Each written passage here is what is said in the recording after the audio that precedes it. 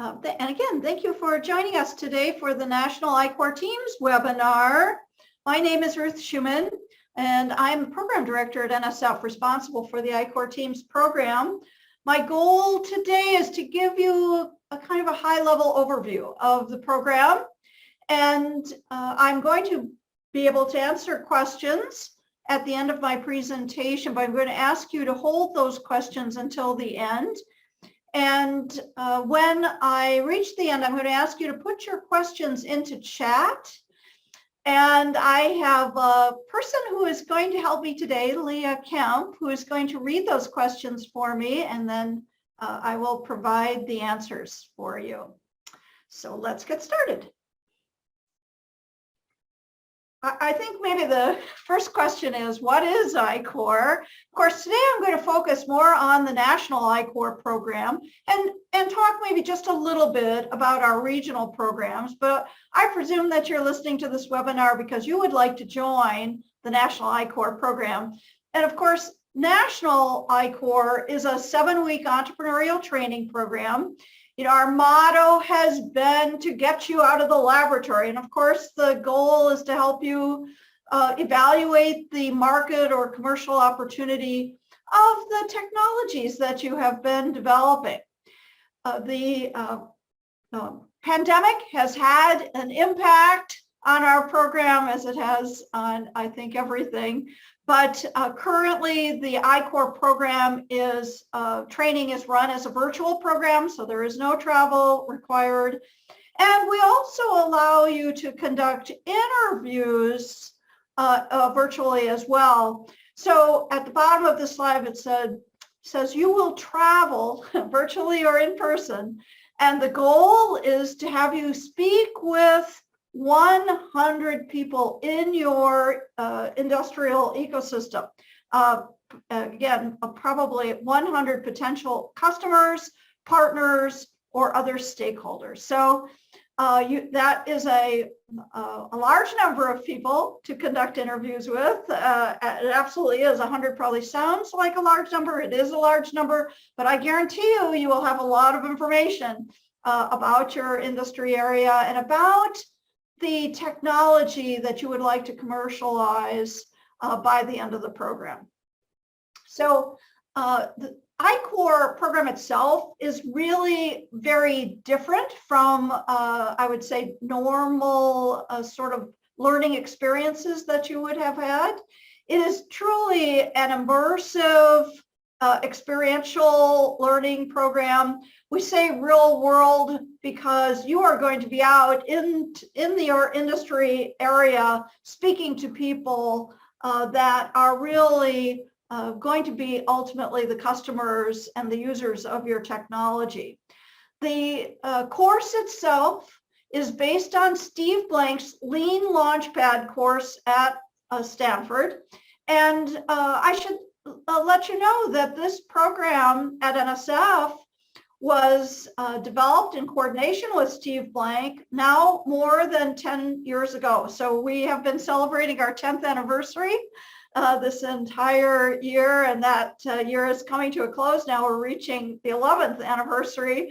And again, Steve Blank was instrumental in developing the initial program with us. And again, the idea behind this program was to help you learn a process, which we call now the I-Corps process, to be able to quickly assess the commercial interest and feasibility of your technology. So it relies on the customer discovery methodology developed by Steve Blank. And we use that in conjunction with the business model canvas, which maybe some of you have heard about, which has been popularized, or was, I should say, popularized by Alex Osterwalder. And of course, you can Google these names and find a lot more information about the background for the course, and I, of course, encourage you to do that. The program at NSF is very specifically tailored to scientists and engineers developing core technologies, which maybe you have recognized may have a commercial application or maybe solves a problem in your industry area. So the goal is to really help you reduce the risk associated with translating technologies from your university laboratories to the marketplace. It's very difficult, I think, if from your university lab to really understand how your technology solves a particular problem or fits into the industry area. And of course, that is really what this program is all about. And my opening slide, I said it's really to get you out of your laboratory. Well, the answers about whether your technology is a fit to solve a particular problem or to have a commercial potential is not going to be found in your laboratory, and that you really do need to talk to people outside of your colleagues and outside of your university community to be able to understand this. And so that is what this program is all about. The program aims, again, are to really support that translation of your technologies. And we've been calling them deep technologies for a number of years now.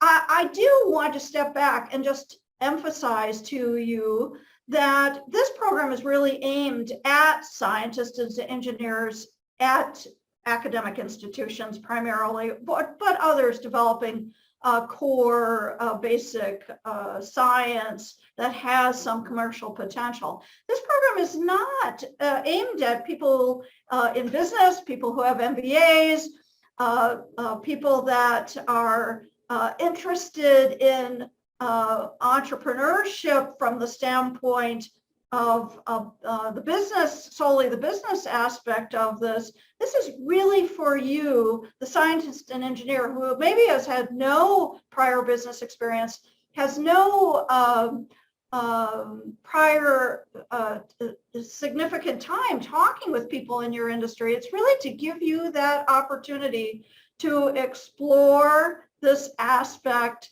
of the industry community using your technology. And I think from that, it's a very unique program. And so if you're on this call today worrying that you have not been an entrepreneur or not had a business experience, you are in the right place. Almost no one in our program who has been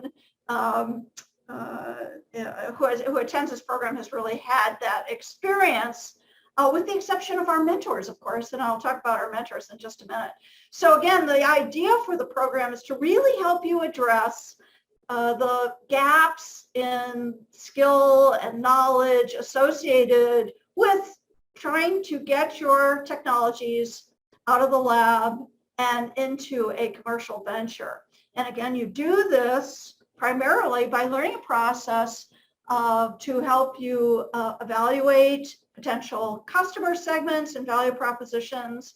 And of course, what you're trying to do is to identify people that care about your technology. And of course, the major question is, does it solve a problem that the industry is having? And is that a significant problem? Is it a big problem or is it a small problem? So that's really what this is about. And I think you would be interested to know that the program process itself is really patterned after a scientific process. You will form hypotheses about your technology and how it fits, and your goal is to conduct customer discovery interviews to see how well your answers in those interviews match up to that hypothesis.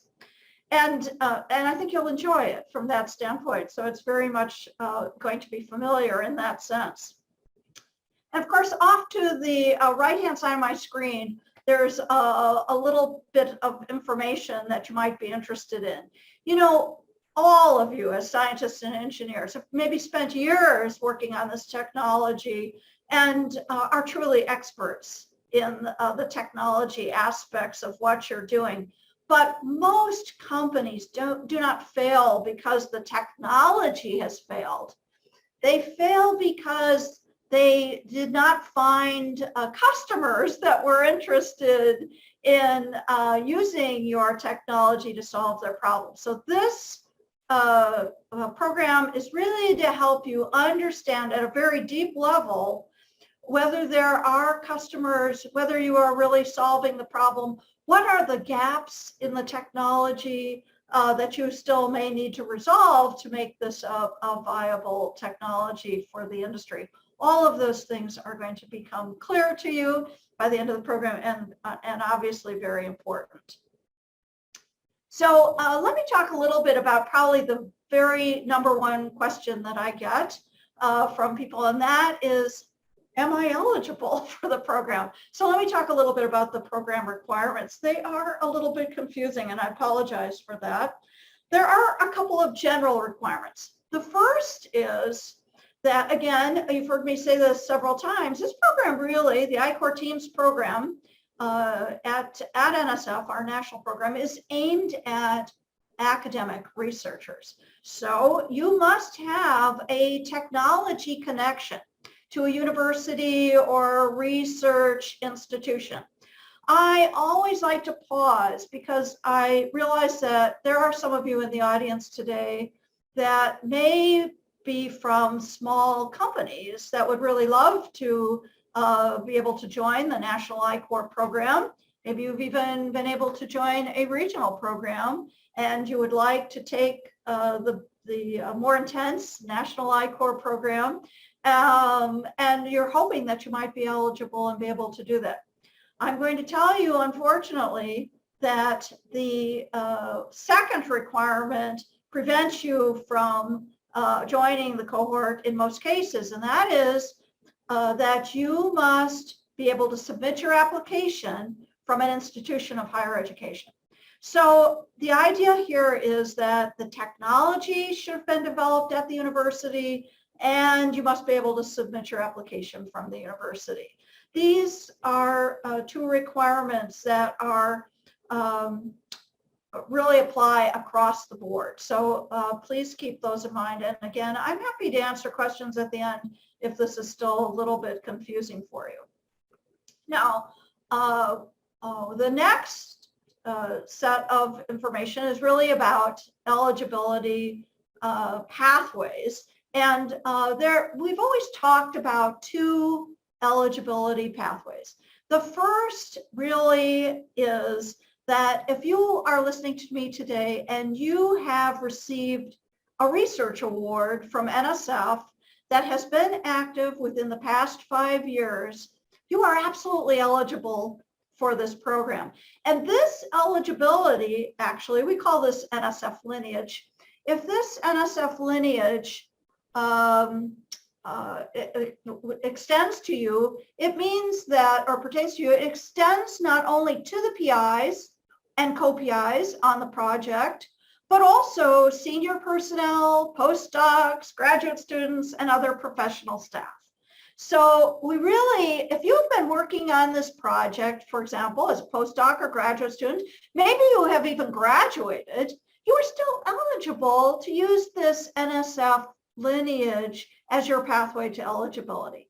So keep that in mind. Now, the one thing that's true is that your research award with NSF must be relevant. That is, it must be directly related to the project that you want to do as a part of I-Corps. So it can't be an unrelated award with NSF. It must be a relevant award. That is something to do with the technology that you want to explore in I-Corps. Now, I am, of course, very aware that there are those of you, again, listening today that do not have NSF lineage, that is, you haven't had a prior research award and or have been a part of a team with a prior research award, and you would still like to participate, and you meet the other requirements. That is, you're at a university, the technology has been developed at the university, and you are able to submit an application through your university. That is there is another pathway of eligibility for you.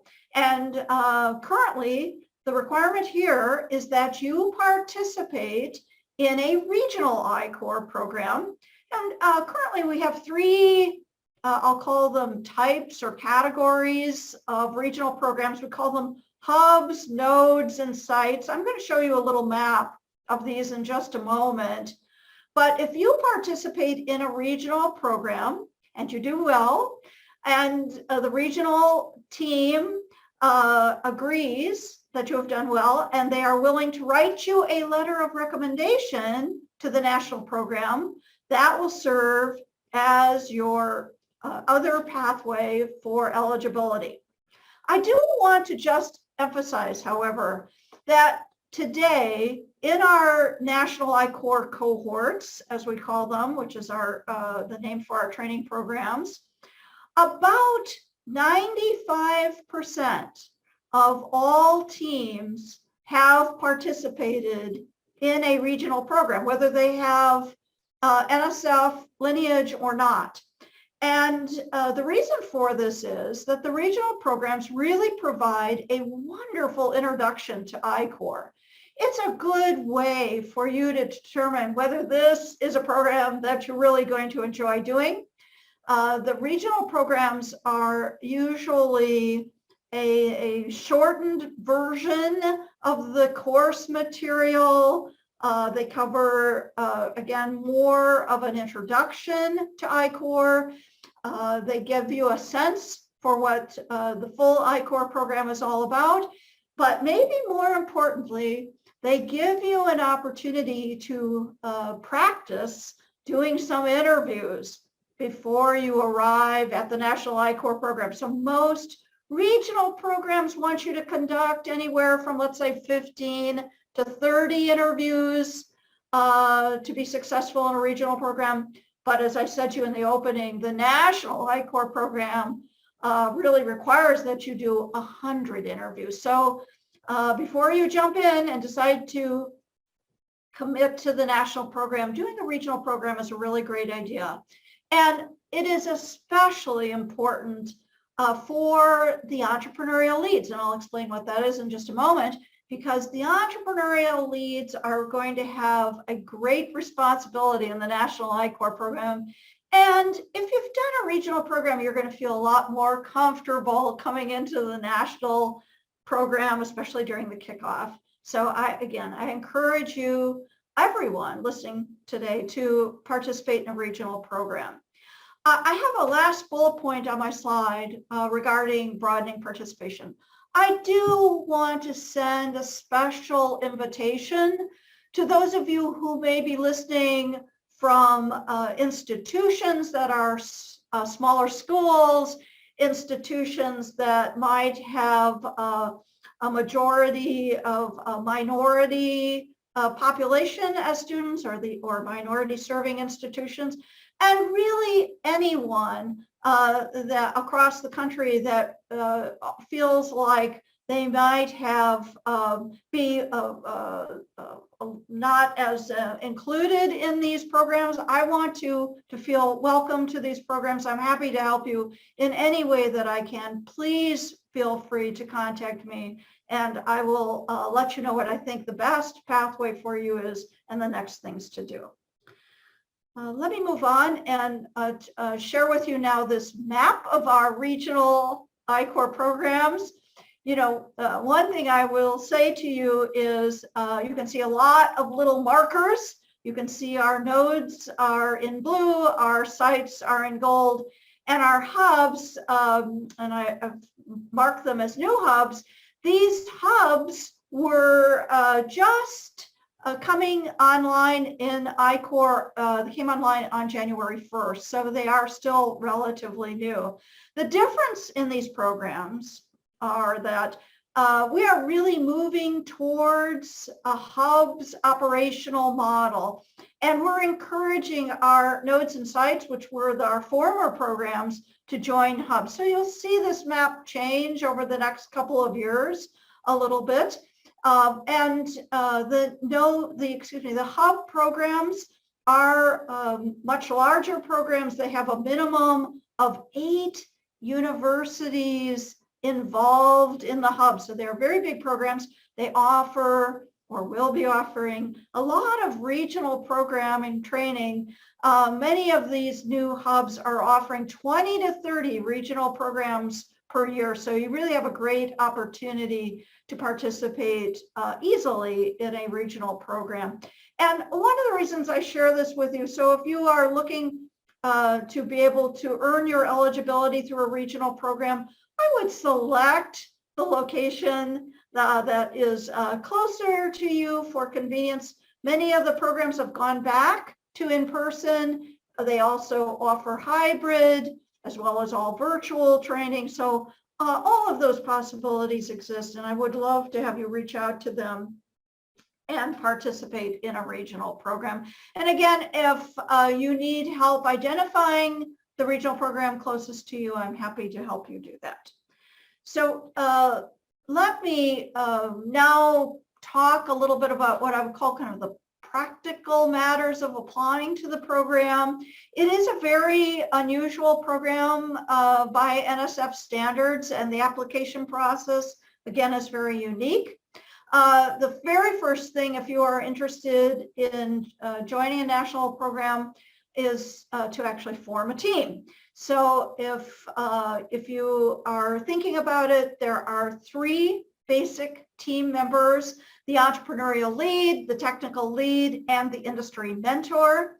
The entrepreneurial lead in our national program is typically a graduate student or postdoc that has been working on the technology and is interested in learning about the commercial opportunities for this technology. The entrepreneurial lead is a very important team member from the standpoint that they lead the team. And I love the program from the standpoint that you get experience in leading a team, in leadership, in really being able to think about decisions and next steps for the team. And so it becomes a really fabulous leadership training experience for you.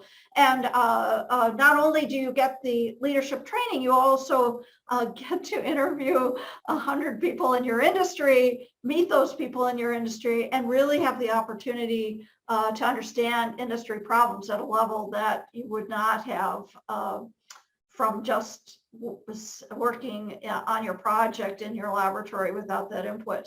So again, entrepreneurial lead, very important. The technical lead in this program is typically the faculty member, where the student or postdoc has been working on this technology. Faculty member also would serve as the PI on the project, and again is there because they are interested in learning about their industry and the fit for this technology.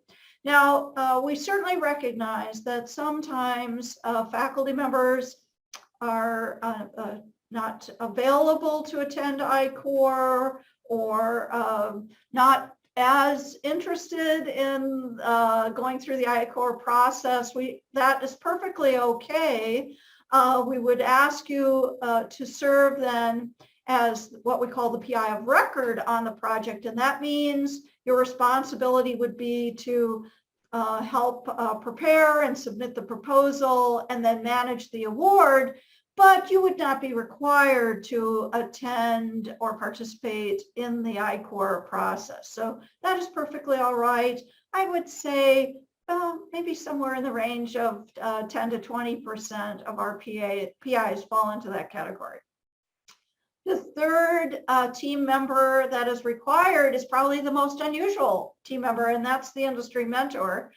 An industry mentor is really someone who has business or industry experience. They ideally should be an expert in your business area, and they should be independent from the development of the technology and perhaps even the team. Now, I do say that if you get a chance to get to know someone in industry and they are interested in serving as a mentor, that's good because you now have that relationship, but they should not be someone working on the technology or that could have a bias because they're interested in seeing the technology commercialized. And in that category, I would put someone like a potential investor, for example.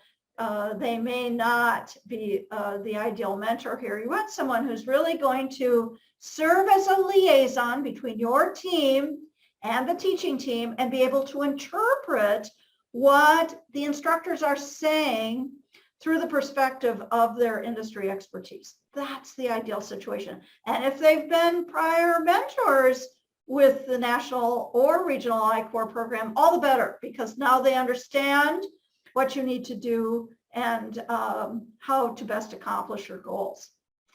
Finally, so these are the 3 basic team members, but finally you are able to add additional team members. And certainly now, since the program is conducted virtually, we see teams with more team members. And in this case, you may add a co-EL or a co-TL to your team. There is some advantage in having a larger team because you have more people to conduct interviews, and sometimes that's helpful, but it is not required. And if you find you are a 3-member team, that is perfectly all right. You'll notice I didn't say co-industry mentor. And that's because I believe that 1 mentor is probably sufficient. And so I do make an exception occasionally to that rule, but just 1 mentor probably works best. Once you have formed your team, the next step is to submit an executive summary through our application portal. And I have the link on this slide, but of course you'll find the link on our website as well. The executive summary really is going to ask you for information about each team member. I would like a 5-sentence bio for each team member and your PI of record if they're not going to serve on the team. And for the PI of record, I'd like a little bit of additional information about the connection of the PI to the team and to the technology as well. And then there'll be a couple of paragraphs that describe the technology itself, the industry area that you think it addresses, and your view of the commercial potential for the technology at this moment in time. So it's a relatively short, just a few paragraphs, will not take you very long to submit. Once you submit the executive summary, you will be contacted to schedule an interview with I-Corps staff. And the interview is the next step in the process. So all teams go through the interview process. When you're in the interview, you're there primarily to talk about the information that you've provided. It gives us a chance to know you and your technology and your goals just a little bit better. And you might be asked several questions. I would call it related to your commitment. You will be reminded that you need to be willing to agree to conduct 100 interviews as part of the process.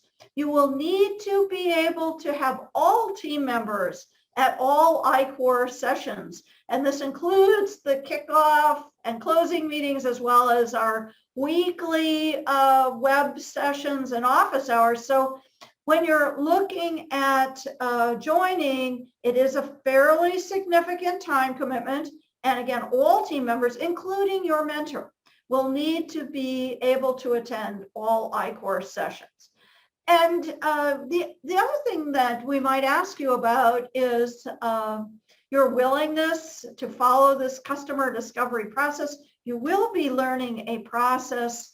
And again, if you are going to have some success and reach the end of the program with the information that you are looking for, we really want you to be able to follow that customer discovery process. We may ask some questions about that to you. And then finally, we want to hear about why you want to participate in I-Corps. And in particular, we're interested in your commitment to commercialization of the technology, or I'm going to step back from that just a little bit and say, are you committed to understanding whether this is a technology that could be commercialized? And then again, what would be the next steps for you or other team members regarding the commercialization of the technology? So that's kind of the core of the questions in the interview process. And then once you get through the interview, typically you will, and you are accepted to the program, the next step would be to submit a proposal to NSF. So once you're through the interview, you will be invited to submit a proposal to NSF,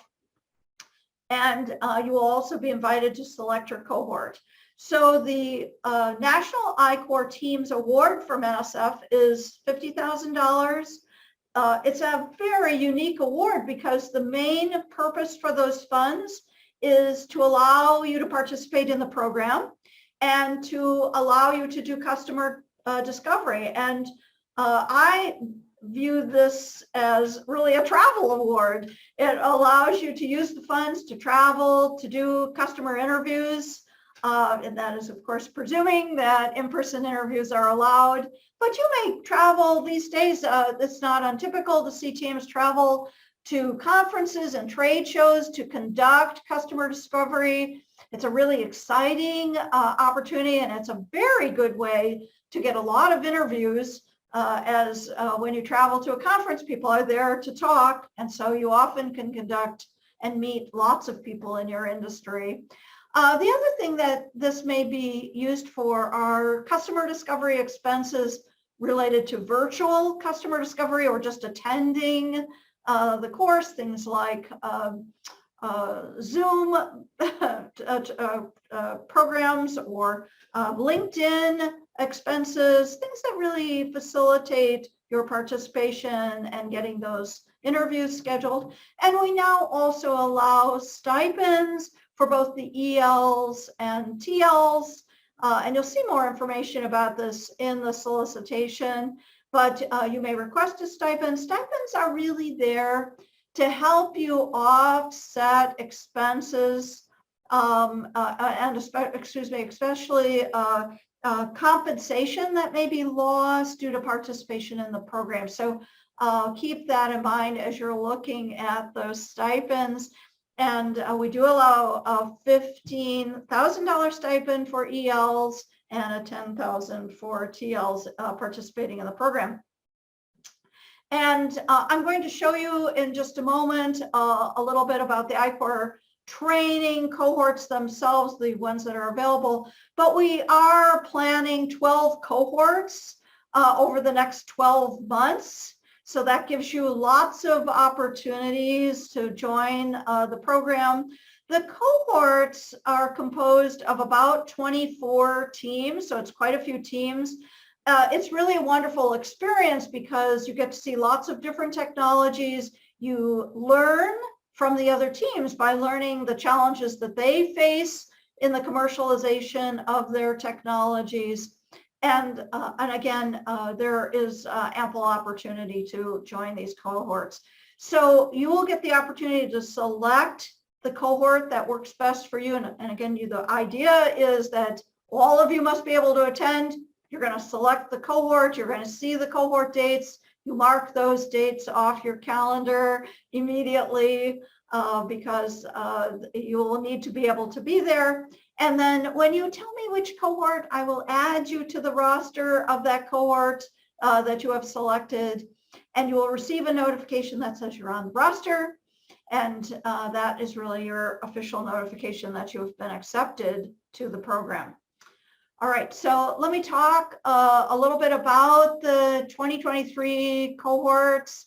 First of all, if you're on the call today hoping that you would be able to join a fall cohort, they are all filled. And our program is filling cohorts now typically 2 to 3 months out from the kickoff date. So the fall cohorts have actually been filled for many weeks. So I apologize if that's what you were hoping for, but I have just posted the winter cohorts. We will have 3 winter cohorts. You can see the kickoff dates one in January and 2 in February. And all of those are wide open, so you are welcome to look at those dates on our website. Please keep in mind that all dates are in Eastern Time. You will see on the website that we let you know which teaching teams will be responsible for those cohorts. And that's always a little bit confusing because you might see a teaching team from the West Coast and think, that means that all the times will be in Pacific time. Unfortunately, that is wrong. So all the times that we post are in Eastern time. And again, all of the training is virtual. And so that means that those of you who are located on the West Coast are going to be getting up early in the morning to attend these cohorts.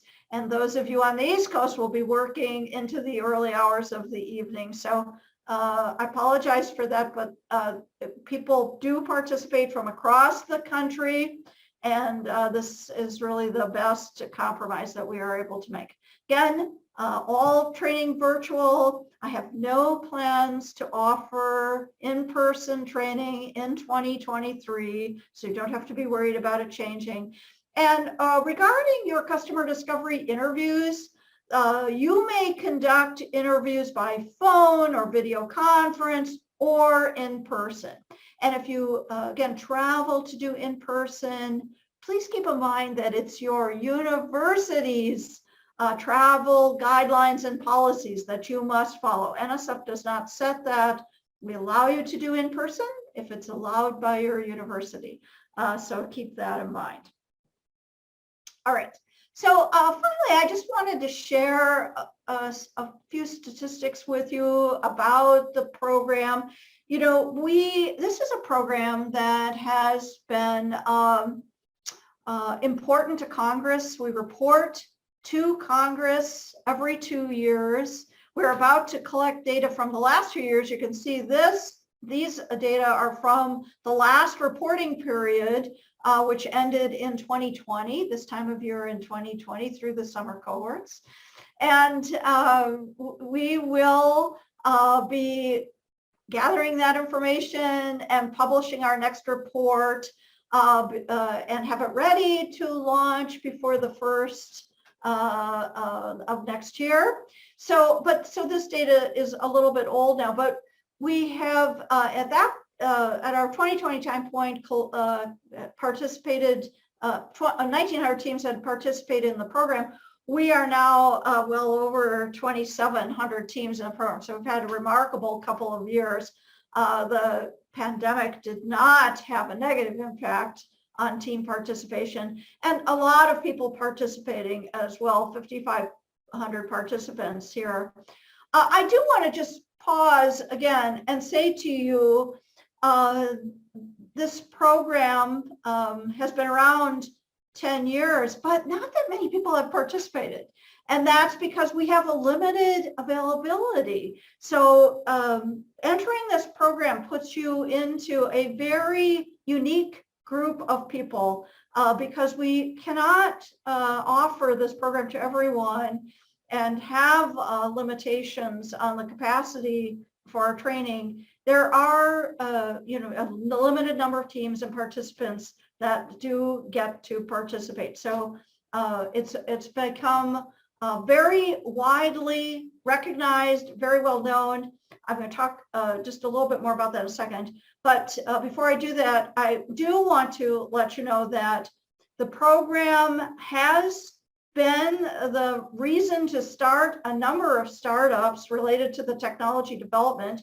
About half of all teams participating in the program initiated a company, formed a company, and used that company as the platform to commercialize their technology. And again, at the time that we collected this data, those startups had received $760 million in both public and private funding, which is a pretty significant number. I believe because there has been so much funding activity throughout most of the last couple of years, we're going to see a significant increase in that startup funding from these teams and from teams that were formed over the last couple of years.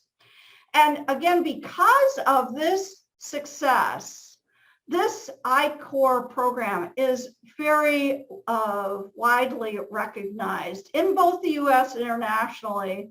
And investors, especially private investors, contact me frequently, first to see if the teams or companies that they have funded could participate as a team in the I-Corps program. Again, unfortunately, usually not allowed. So but it's always an encouraging sign.